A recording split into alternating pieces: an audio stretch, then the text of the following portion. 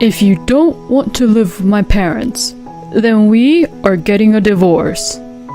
My husband, Tom, said this to me with a serious face. To that, I tried to reply with, But then he starts to scold me as if we are in a manly fight. I am an only child, so it is my duty to take care of my parents. You knew about this, and now you're saying you don't want to live with my parents? This is not allowed. I was so surprised that I couldn't say anything back to Tom, when I should have. I am not opposed to living with the in-laws, but I am just feeling very frustrated and stressed all the time with the extremely unreasonable demands from my husband and in-laws. Since my husband, Tom, was an only child, he seems to have been raised with a lot of, well, too much love from his parents. Tom was so spoiled that even as a child, he got anything he wanted, and the in-laws just praised on anything and everything he did. To my surprise, his parents bought him a semi-double luxurious bed which cost $3,000 just because he said, "The bed is too firm," once. This happened when he was just a university student. Since they were that kind of in-laws, even after we were married, they would come to me with many unreasonable demands. For example, my mother-in-law raised her eyebrows when she saw me buying and cooking a large bag of chicken thighs, which was affordable when we were tight on money like the day right before payday. Stella, recently Tom has been complaining that your cooking is not yummy and not satisfying because you only cook chicken thighs. Just because it's cheap, don't cook poorly, and sometimes why don't you try to cook something delicious? Since my mother-in-law, Clara, would say such thing, I would try to cook a pork steak. Then my father-in-law, Richard, would grumble. "Isn't pork steak what poor people would eat? Since Tom is working hard and earning enough, shouldn't you make him praise him by making him a beef steak? I seriously feel bad for Tom for marrying a wife from a poor family." If Clara and Richard would think for a second that Tom is not satisfied in any way, they would immediately blame it on me and complain it to me. Also, they would say how they pity Tom for it. Really, every time I would see my in-laws, I feel very stressed.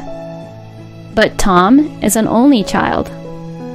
I knew one day he would say about living with the parents, so I was being prepared for it. I am also an only child too, and only had my father Bob.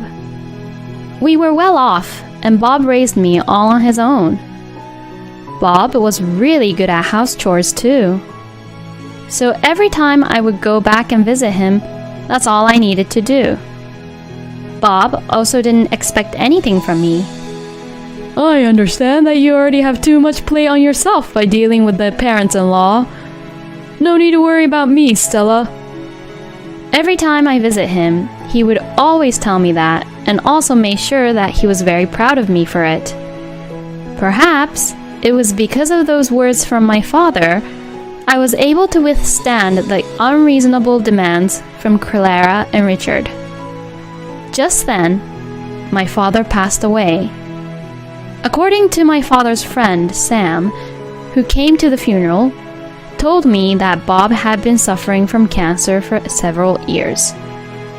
He probably kept it a secret from me to not be a burden on me. He did not show any sign of cancer, nor even a hint of illness to me. My father, who spent many years as a single parent, never revealed his illness to me until the very end, just because he loved and cared and didn't want to be any burden to me. To think about my father, I couldn't stop crying. Your father was too young to die, Stella. Clara and Richard, who came to the funeral, greeted me. Us too. We never know if we will become sick and be hospitalized. I am too horrified to think about dying alone, not even seeing my child next to me when I am dying. Yes, after all, if you are the child, you have to take care of your old parents. We are getting old too, you know. Instead of grieving for my father, nor caring for my feelings, Clara and Richard implied that I was the filial daughter and that they pity my father, and above all, she pressured me to take care of them as Tom's wife. Since what they were saying to me was so rude, I was about to say something back, but then I saw my father's smile in the portrait. It's okay. Don't worry about me. You are doing a good job, Stella. My father's words and his kind smile came back to my mind, and I managed to swallow the words that were almost coming out. It was near the end of the funeral that I discovered that my father's estate included a large tract of land in New York. Sam, who had kept the will, handed it to me. Such a big land, and is one of the nicest places in New York. It will be a waste if you don't use it wisely. Back at home, I was reading the will when Tom snatched it up from me, and after he read it, he spoke to me with excitement. Hey, what do you think about building a 2-family house here and living in with my parents? Don't you think it's a great idea? 2-family house? I was too shocked. I just repeated the words.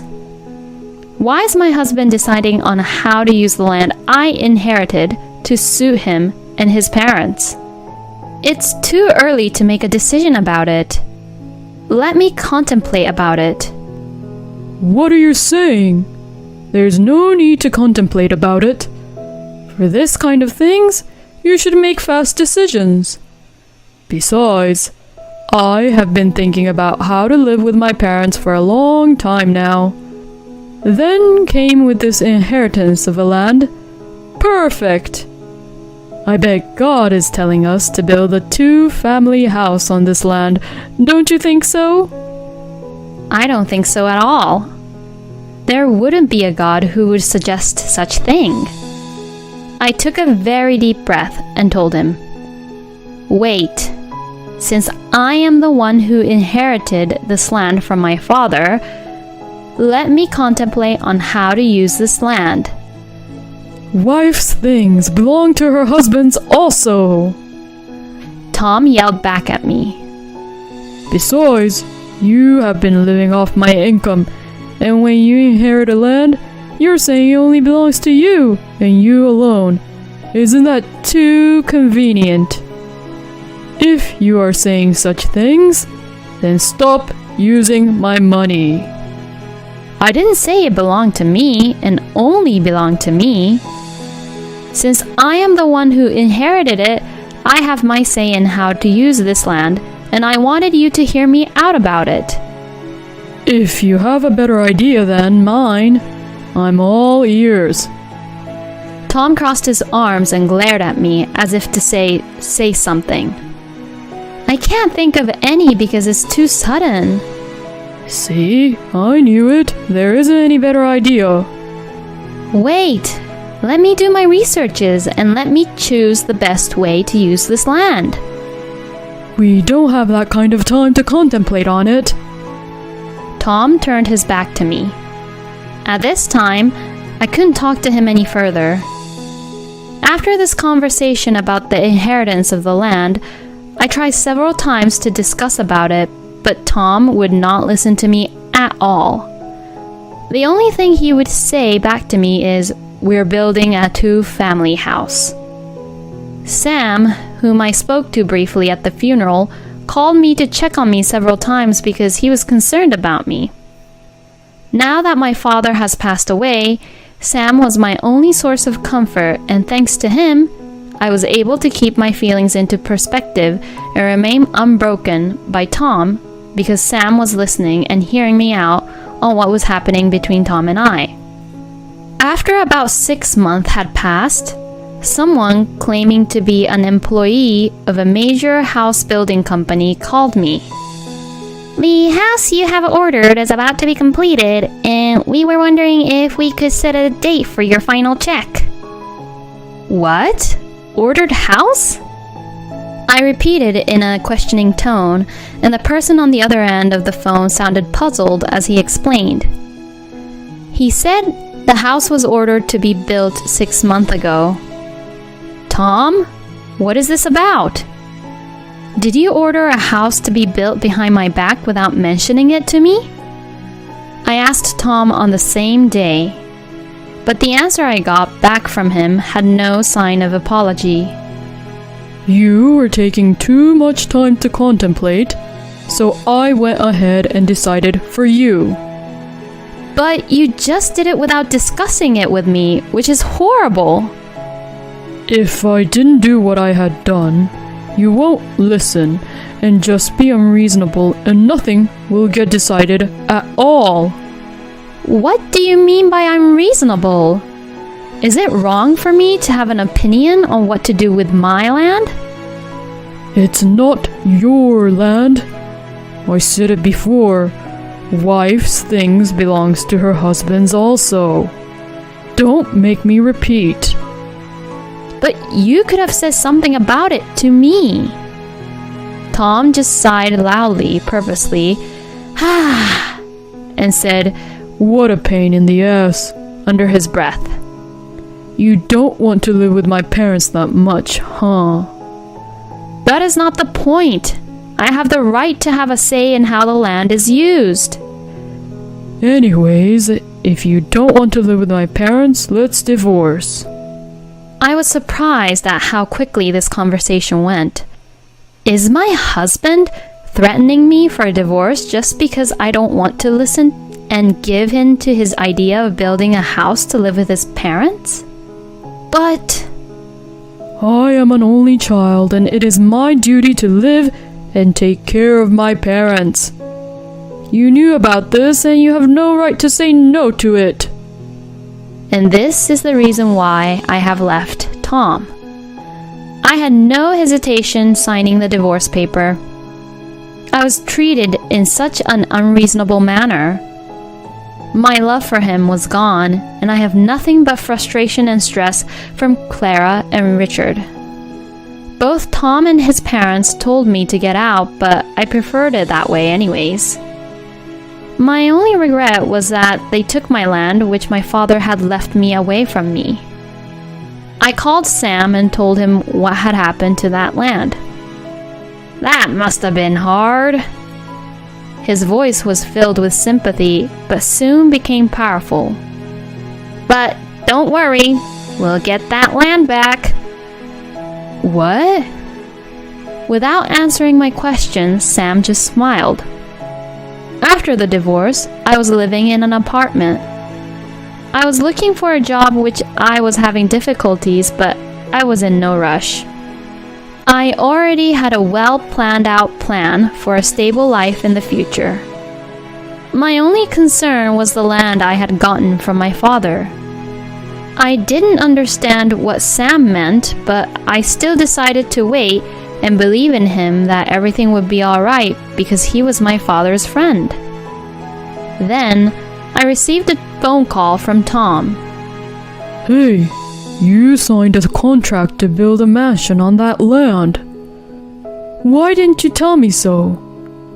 You framed me, didn't you? What? What are you talking about? I just got sued from the construction company because I built the house already on that land.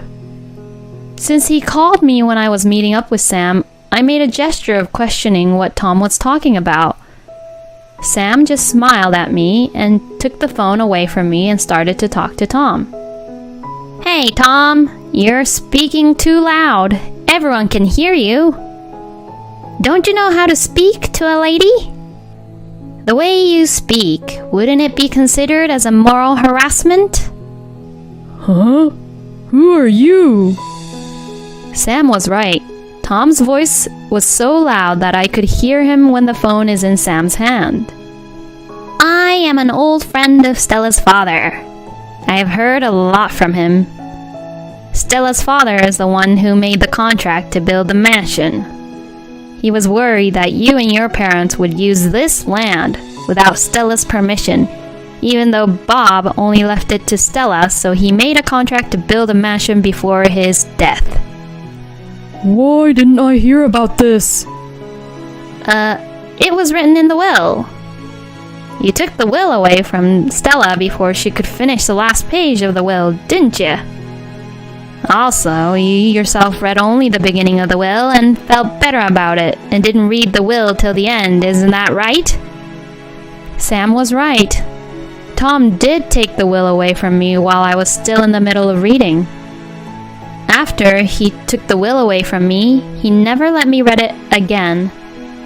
As I was talking to Stella, she told me the truth, and when I heard the truth, I thought you would terminate the mansion contract on your own, so I kept quiet about it. I knew it. You framed me. No, I didn't frame you. You dug your own grave. I did not do anything. I could just imagine Tom's teeth chattering on the other end of the phone, and I felt great about it. And also, I think Stella has something to tell you. As Sam said that, he gave me back my phone. Yes, I did have something to say to Tom. I have something to say to Tom which he will regret. That is why I needed my time. I was taking my time to find a way for Tom, Clara, and Richard to regret for letting me go. Tom, I believe that soon you will be receiving claim for damages and alimony as well. Huh? The voice of Tom was so loud and sounded so dumb. What do you mean by that?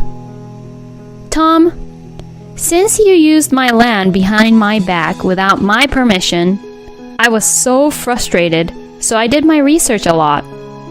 And then, I found out.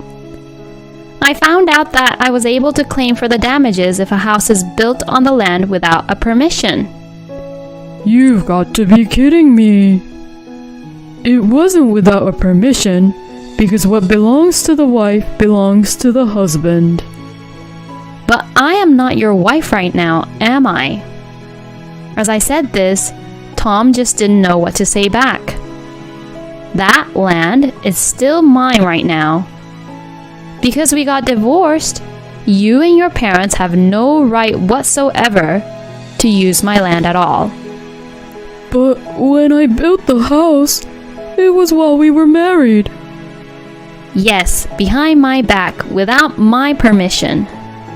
Without my permission, you have built the house on my land, and because I was opposed to it, you just kicked me out of the house and divorced me. Again, Tom was silent. So I continued. Oh yeah, by the way, all the conversations we had about the house and land is recorded. The fact that you started saying that you will build a two-family house on my land, even though I wanted to have some say in it, and that without my permission, you have started to build a house, and every time I would say something about it, you would just harass and scold me about it. But this is all recorded. I talked and submitted this recording to my lawyer. This is for the alimony. I heard Tom say damn on the other end of the phone. Then without any more saying, he just hanged up. Wow, he just hanged up. I had more to say. As I said that, Sam laughed. Haha, you had more to say? Stella, you go, girl. I know, right? Sam, you're pretty mean too. You didn't tell me about the mansion. I could have told it to you, but I didn't know if you would be like this to Tom. I am proud of you. Sam looked so happy. I smiled. Thank you. Then, it didn't take long before Tom called again. But this time, he didn't call with thuggish attitude like before. He was so upset that he really sounded like he was about to start crying. Stella, I am sorry. I am truly sorry. You're the only one for me, and I still love you. So let's get married again. I can't believe you now. After all you put me through? I know, I'm sorry. I'm very sorry. I'll apologize as many times as I have to. No way. If I get married, you and your parents will get together again and pick on me, won't you? I won't do that. I knew why Tom was so desperate to have me back. After consulting with my lawyer, Tom and his parents had to tear down the house and give back the land over to me. If that's the case, Tom and his parents, who had already moved out from their original home, will have no more place to live at all. In addition to the mansion construction company's lawsuit, there is the eviction from me. They would have no other choice but to abandon the house Tom had just built. So that is the reason why Tom is sucking up and trying to win me back, hoping that I will somehow drop the lawsuit against them and do something about the mansion contract about it. Or there were other ways I could have helped him. For example, I could just purchase the house Tom has built. If I buy the house from Tom, of course, it wouldn't be the full price Tom has paid, but at least Tom and his parents will get some amount of money. With this money, they could have started a new life. However, since they tried to take the land away from me, I was not going to show any mercy at all. So without any of their say in it, I decided to have the house they built to be demolished. After Tom and Clara called, then Richard called. We are old and we don't have much more time. At my age, I can't imagine being onto the streets. I will apologize if I've given you such hard times. So can we have another chance? But I completely refused to comply with their demands. In the end, Clara hysterically cursed me, "You devil," but this was nothing more to me than a howling of a loser. I replied, "Whatever." After that, the demolishing of the house was completed and the land was given back to me. As scheduled, the mansion was built on my land. There are many tenants and I have a very steady income. In addition to that, I am receiving compensation from Tom and his parents. I'm getting transferred a reasonable amount of money every month. As for Tom and his parents, they have moved into a very cheap apartment and is managing to get by. They are in quadruple payment disaster. The damage compensation and alimony to me, the loan of the house which was demolished, and the damage to the mansion construction company. Not being able to pay his bills by his income now, Tom is working a second job. Clara started a part-time job, and Richard is working by cleaning restrooms of a shopping mall. Since Tom, Clara, and Richard have a tight bond, I hope they will continue to cooperate and work together to pay me and the construction company off. I will also keep on checking on them to make sure the payment will not be delayed. I won't lend a hand to them for sure, though.